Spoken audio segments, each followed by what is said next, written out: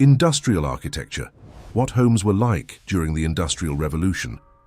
That is the question that haunted Thomas Whitfield the night he walked through the narrow alleys of Manchester in 1842, stepping over puddles of filth, breathing air so thick with soot that his lungs burned with every inhale.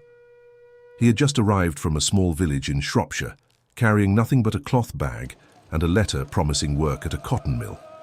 What he found instead was a world that no letter could have prepared him for, a world where human beings were stacked like cargo in buildings never meant to hold them, a world where the very walls of your home could kill you. Industrial architecture. What homes were like during the Industrial Revolution? This is not just a story about bricks and mortar. This is a story about survival. Before the factories came, England was a country of cottages. In villages scattered across the green countryside, families lived in modest stone or timber-framed homes with thatched roofs and packed earth floors. These were not luxurious dwellings by any measure, but they had something that the industrial age would ruthlessly strip away: space, air, and a connection to the land. A weaver's cottage in Yorkshire might have a single large room downstairs where the loom sat beside the hearth, and a sleeping loft above. The walls were thick, the windows were small, but the door opened onto fields, and the sky above was wide and clean. Children ran barefoot through meadows. Families grew vegetables in small plots beside their homes. Life was hard, yes, but it was life lived in the open, with dignity measured not in wages, but in the simple act of breathing fresh air. The rhythm of rural life followed the seasons. In spring, families repaired their thatch and whitewashed their walls with lime to keep insects away. In summer, the doors stood open from dawn until dusk, letting breezes carry the scent of wildflowers through every room. In autumn, the hearth was stacked with wood and peat gathered from common lands, fuel that cost nothing but labor. In winter, the thick stone walls held warmth better than any industrial-era construction ever would. Neighbors helped each other mend fences, raise barns, and harvest crops.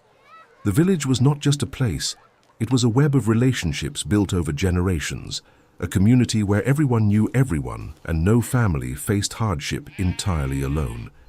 The homes reflected this interconnectedness.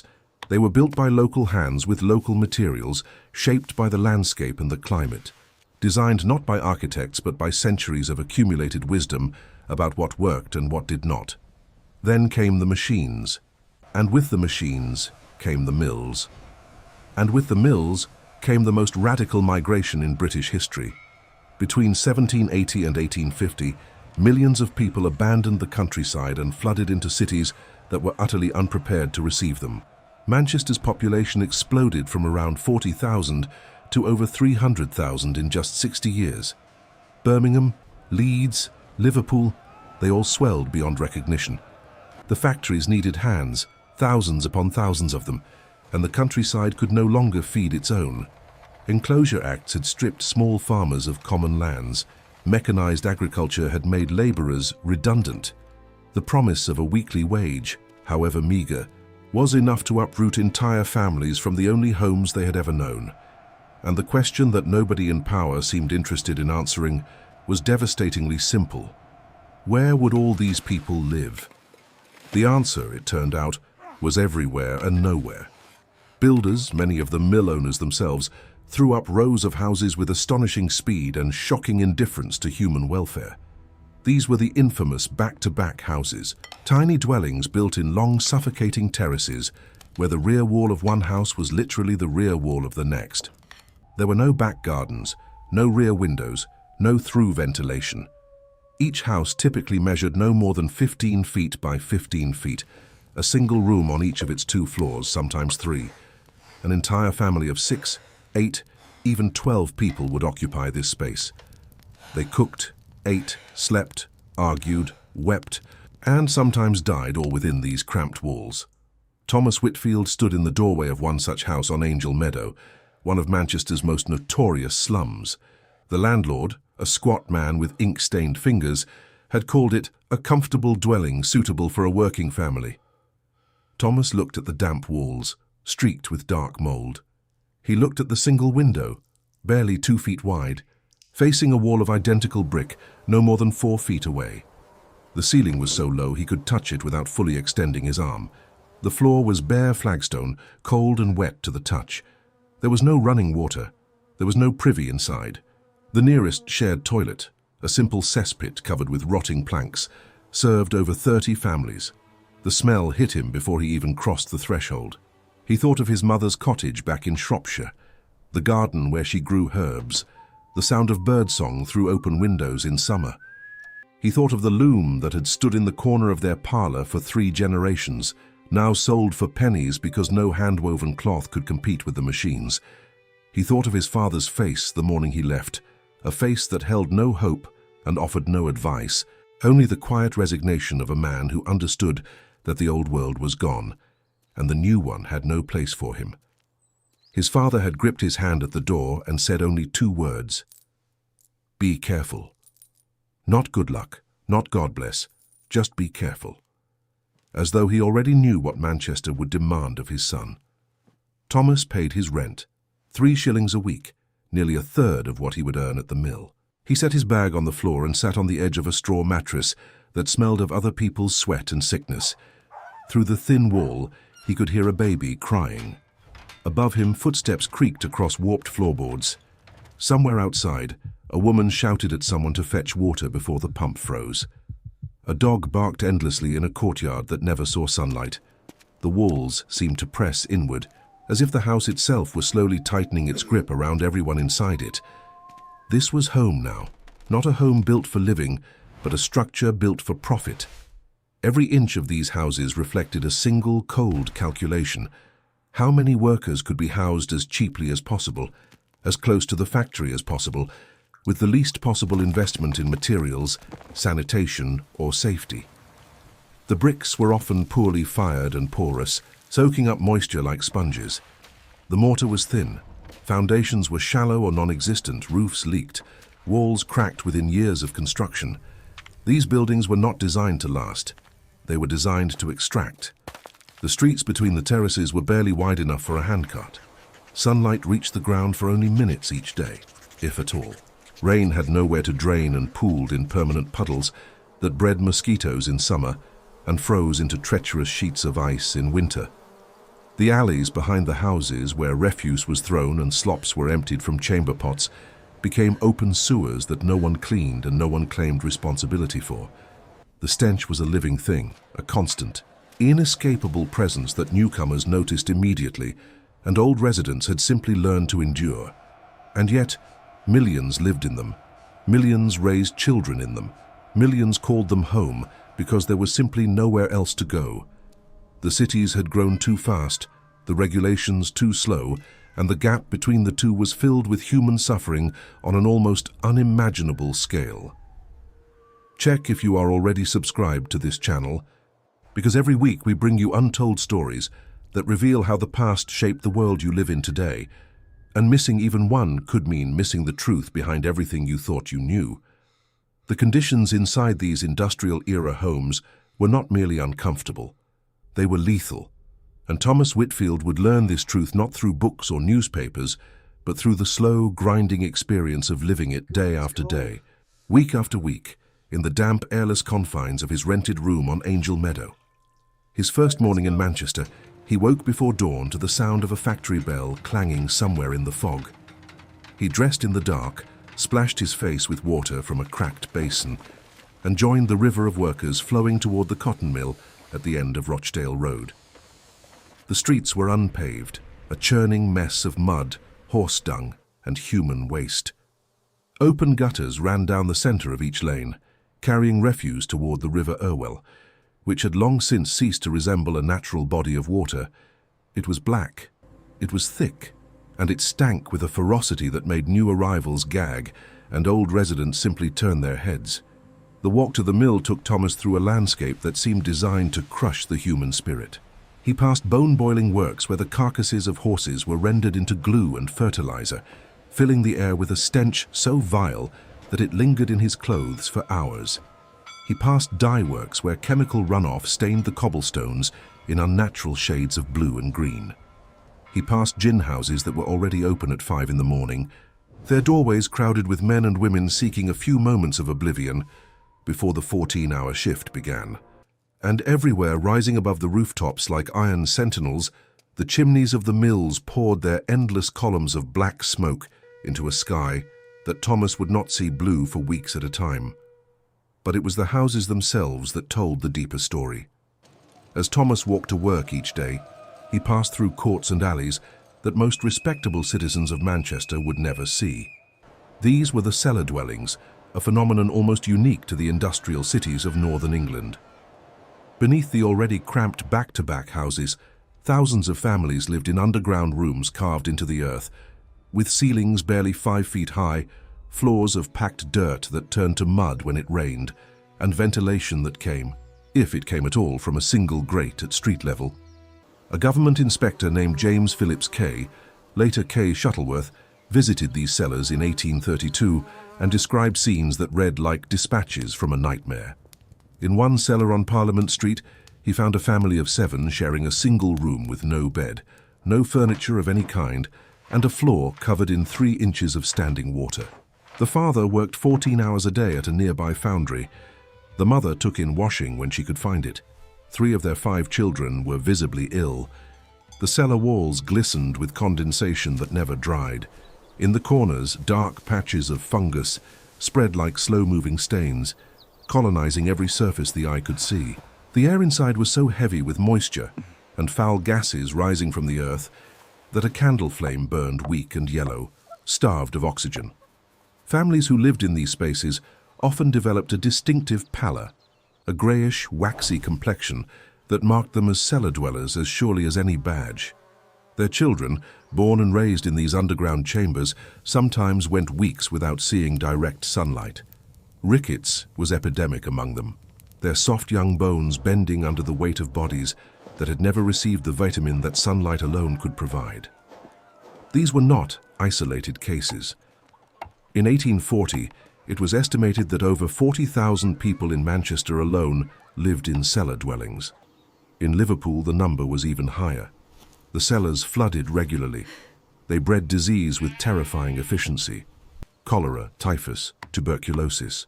These were not random misfortunes, but predictable consequences of an architectural system that prioritized density over dignity and profit over human life. Thomas himself fell ill within his first winter. A persistent cough that started in November and by January had become a rattling wheeze that kept his neighbors awake at night. He was not alone. The entire row of houses on his street seemed to cough in unison, a grim chorus of congested lungs and weakened bodies. The local apothecary, an overworked man named Dr. Samuel Brennan, told Thomas plainly that the dampness of his walls was poisoning him. "Your house is making you sick," he said, with the weary directness of a man who had delivered this diagnosis 1,000 times. "The walls hold moisture like a sponge. The air inside never moves. You are breathing mold and vapor every hour of every night. If you stay in that room through another winter, I cannot promise you will see the spring." Thomas asked where he should go. Dr. Brennan shook his head. "That is the question, is it not? Where does a man go when every house in this city is built the same way?" It was a question that reformers, physicians, and social critics were beginning to ask with increasing urgency. Friedrich Engels, a young German businessman who had come to Manchester to work in his father's textile firm, spent months walking the slums and documenting what he saw. His account, published in 1845, painted a picture of domestic life that shocked readers across Europe. He described streets where the sun never penetrated, where houses leaned against each other like exhausted soldiers, where children played in gutters running with sewage, and where the average life expectancy of a laboring man was just 17 years. Engels did not simply document poverty. He documented architecture as a weapon, a system of construction deliberately designed to maximize the extraction of labor while minimizing the cost of sustaining the laborers themselves. The architecture of these homes was not merely a backdrop to the suffering, it was a cause of it. The lack of ventilation trapped coal smoke, cooking fumes, and the exhalations of too many bodies in too small a space. The absence of proper drainage meant that waste, both human and industrial, pooled in yards and seeped into foundations. The shared privies, often nothing more than open pits, overflowed regularly and contaminated the wells from which families drew their drinking water. A single contaminated well could spread cholera through an entire neighborhood in days. If this story is already making you think differently about the homes we take for granted today, drop a comment below and tell us what surprises you the most so far. And yet, even within this misery, there were small acts of defiance and dignity that revealed the resilience of the human spirit. Thomas's neighbor, a widow named Margaret Doyle, kept her tiny house immaculate despite conditions that made cleanliness almost impossible. She scrubbed her flagstone floor every morning before dawn. She hung herbs from the ceiling beams to combat the smell. She patched the cracks in her walls with a mixture of lime and ash that she prepared herself. Her 2 surviving children, a boy of 10 and a girl of 8, attended a ragged school 3 evenings a week, learning to read by candlelight in a room above a butcher's shop. Margaret worked 12 hours a day in a spinning mill and still found time to mend clothes for neighbors who could not afford a seamstress. She kept a small tin box beneath a loose floorboard where she saved a halfpenny each week, a fund she called her children's future, though she never specified what future she imagined for them. Thomas admired her fiercely. He began spending his evenings at her table, sharing what little food he could afford, listening to her stories of the countryside she had left behind. She spoke of green hills and clean rivers with a longing that bordered on grief, but she never spoke of going back. "There is nothing to go back to," she told him one evening, her voice steady and clear. "The land is gone, the work is gone, this is the world now. We either make something of it or we are swallowed whole." It was Margaret who told Thomas about the building reforms that were beginning to stir in Parliament. A man named Edwin Chadwick had published a report on the sanitary conditions of the labouring population that had horrified even the most indifferent members of the ruling class. Chadwick argued, with mountains of statistical evidence, that the filthy, overcrowded, poorly built housing of the industrial cities was directly responsible for the epidemics that periodically swept through the nation, killing rich and poor alike. Disease, Chadwick insisted, did not respect the boundaries of class. A cholera outbreak in the slums could reach the drawing rooms of the wealthy within weeks. The miasma theory, the belief that disease was caused by foul air, was still dominant. But Chadwick did not need to understand germ theory to understand that people living in filth were dying at rates that made peacetime England more dangerous than many battlefields. Chapter 3. The Turning Point. The year 1848 changed everything.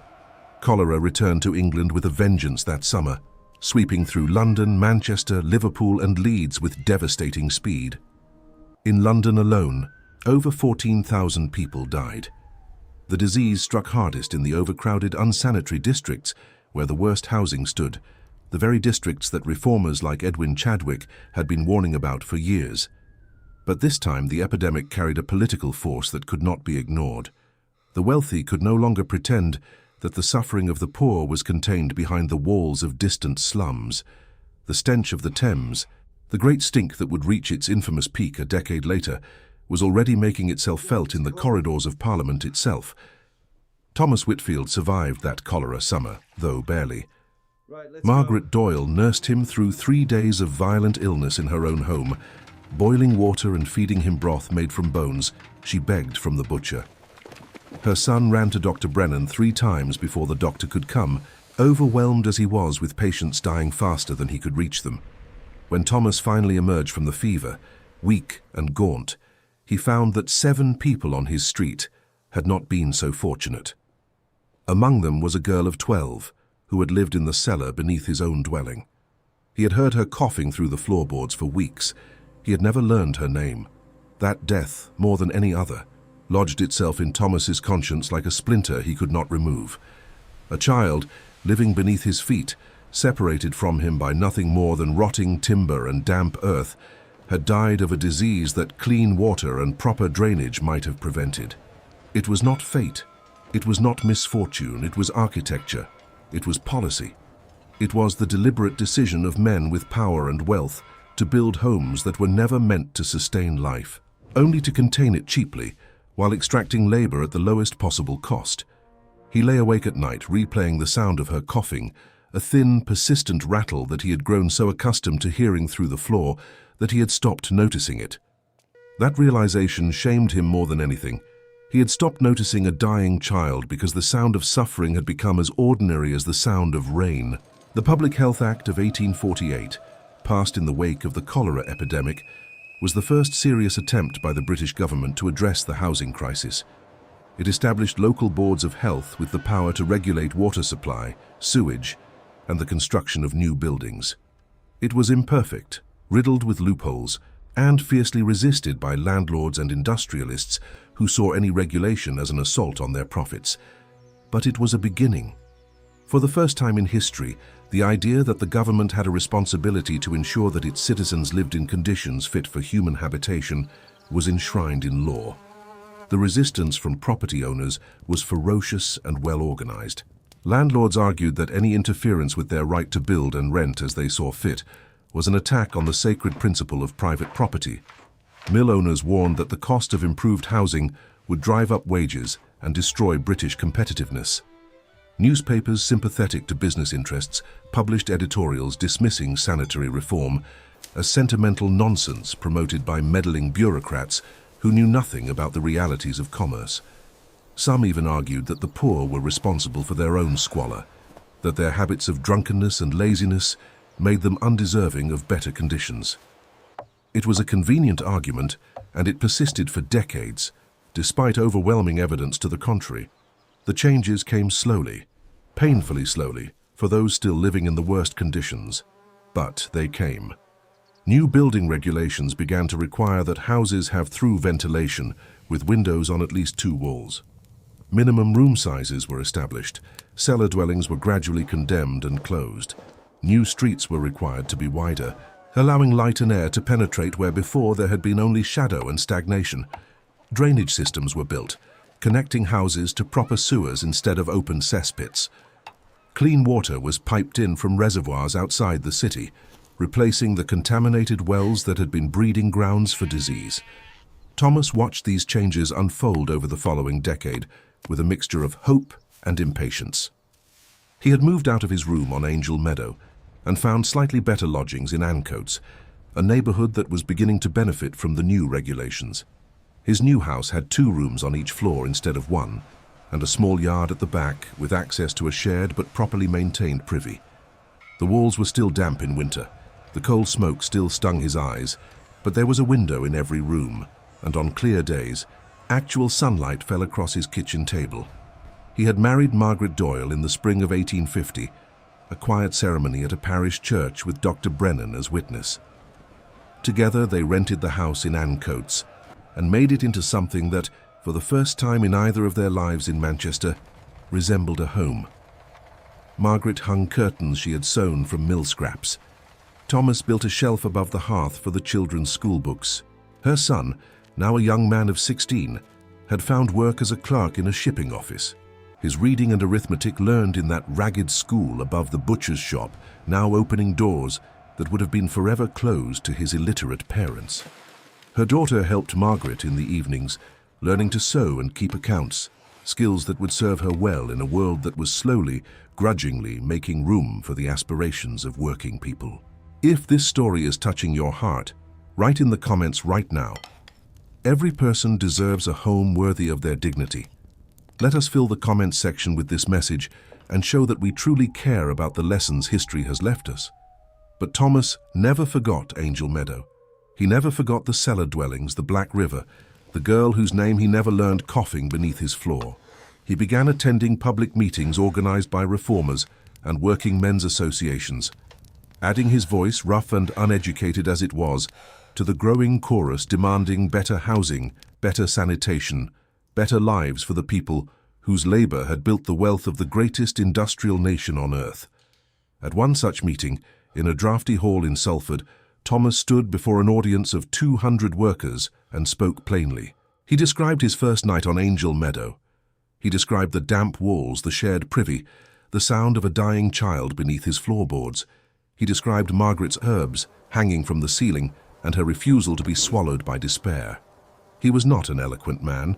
His words were simple, his grammar imperfect. But the room was silent when he spoke, and when he finished, The applause shook the windows.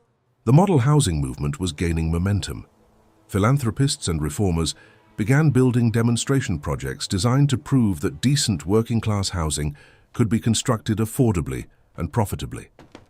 In London, the Society for Improving the Condition of the Labouring Classes built blocks of flats with proper ventilation, indoor water supply, and shared laundry facilities.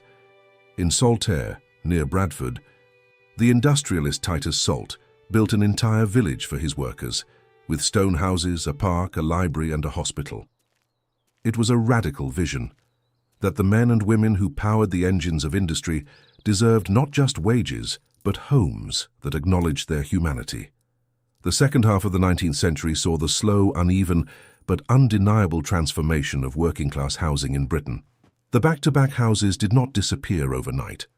In many cities, they persisted well into the 20th century, with the last officially inhabited back-to-backs in Leeds not closing until 1978. But the trajectory had shifted. The idea that housing was a public concern, not merely a private transaction between landlord and tenant, had taken root in the national consciousness and would never be fully uprooted again. Thomas Whitfield lived to see much of this transformation. By 1865, he was 50 years old, his hair grey, his hands rough from decades of mill work, but his spirit unbroken.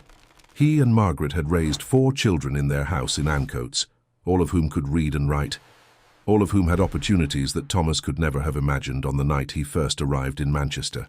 Their eldest son worked as a foreman in an engineering works. Their daughter had trained as a nurse at a hospital that had not existed when Thomas was young. The younger children were still in school, attending a board school established under the Education Act, learning geography, history and science, in a building with large windows, high ceilings and proper heating.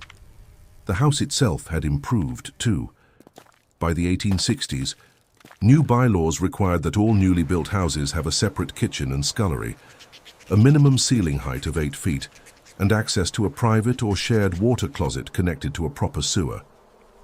Gas lighting was becoming common in working-class homes, replacing the candles and oil lamps that had cast their dim, smoky glow over Thomas's early years in the city. The streets outside were paved now, with proper gutters and drains that carried rainwater away instead of letting it pool and stagnate. The transformation was not limited to the physical structures. The very idea of what a home should be was changing. Reformers spoke of homes as places of moral uplift, of family life, of education and self-improvement. Working men's clubs and mechanics' institutes sprang up across the industrial cities, offering libraries, reading rooms, and lecture halls where laborers could expand their minds after the factory gates closed. The connection between decent housing and a decent life, once dismissed as sentimentality, was now widely accepted as common sense. A man who came home to a clean, well-lit house with enough space for his family to eat, study and sleep in dignity was a better worker, a better citizen, and a healthier member of society than one who returned each night to a damp, dark, overcrowded cell. But the old neighborhoods had not vanished. Angel Meadow still stood, though many of its worst buildings had been condemned. The cellar dwellings were mostly gone, sealed shut with bricks, their dark interiors left to the rats and the memories. Occasionally, when Thomas walked through the old streets on his way to a meeting or a market, he would pause at the spot where his first lodging had been and remember. He would remember the damp, the darkness, the cold, the sound of that child coughing below. Margaret understood these silences. She had her own ghosts, her own memories of a countryside that existed now only in the past tense. But she had made her peace with the city in a way that Thomas still struggled to achieve. She saw Manchester not as a place that had destroyed the old world, but as a place where the new world was being built, imperfectly, unjustly, but built nonetheless. She told Thomas one evening, as they sat together by the fire in their parlour, that she believed the suffering had not been meaningless. "We lived through something terrible," she said, "but our children will not have to. And their children will not even believe it was possible. That is not nothing, Thomas, that is everything." The legacy of industrial-era housing extends far beyond the bricks and mortar that remain. The Public Health Acts, The building regulations, the model housing movements, and the eventual development of council housing in the 20th century all trace their origins to the horrors of the back-to-back houses and cellar dwellings that defined the early industrial age. The idea that a government has a duty to ensure minimum standards of housing for its citizens, an idea now embedded in the legal frameworks of nations around the world, was born in the slums of Manchester, Liverpool, and Leeds, forged in the crucible of cholera epidemics, parliamentary inquiries, and the stubborn, persistent courage of ordinary people who refused to accept that misery was their permanent condition. The ripple effects reached far beyond England. As the British model of industrialization spread across Europe and to America, so too did its housing crises, and so too did the reform movements that arose to combat them. Tenement laws in New York, social housing programs in Germany, worker villages in France all owed a debt to the lessons learned in the smoky, overcrowded streets of northern England. The idea that no family should have to choose between earning a living and living in conditions fit for human beings became one of the foundational principles of modern urban planning, a discipline that did not even exist before the Industrial Revolution made it necessary. Thomas Whitfield died in 1882 at the age of 67 in the same house in Ancoats where he had lived for over 30 years. He died in a bed, in a room with 2 windows, with clean water piped to the kitchen below, and a gas lamp burning on the mantelpiece beside a photograph of Margaret and their children. Margaret had passed 2 years earlier, quietly in her sleep, having lived to see her grandchildren born into a world that bore almost no resemblance to the one she had entered as a young widow in Angel Meadow. At his funeral, his eldest son read a passage from a letter Thomas had written years earlier to a local newspaper, advocating for the demolition of the remaining slum dwellings. In it, Thomas had written, "I have lived in the worst that this city has to offer, and I have seen it change. I do not ask for palaces. I ask for walls that do not weep, for air that does not poison, for a roof that holds against the rain. I ask for homes, not shelters, not cages. Homes, and I believe because I have seen it with my own eyes that this is not too much to ask. The Industrial Revolution built the modern world. It created wealth on a scale never before imagined. It powered empires, transformed economies, and launched humanity into an age of technological progress that continues to accelerate to this day.